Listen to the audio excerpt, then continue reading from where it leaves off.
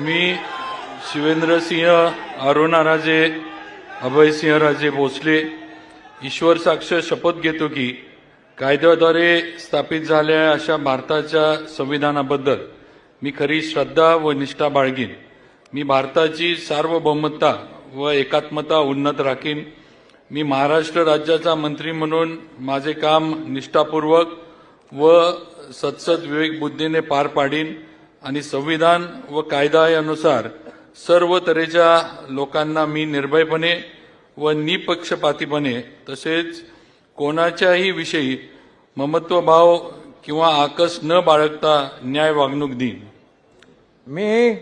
मी शिवेंद्रसिंह अरुणाराजे अभयसिंहराजे भोसले ईश्वर साक्ष शपथ घेतो की महाराष्ट्र राज्याचा मंत्री म्हणून माझ्या विचारार्थ आणली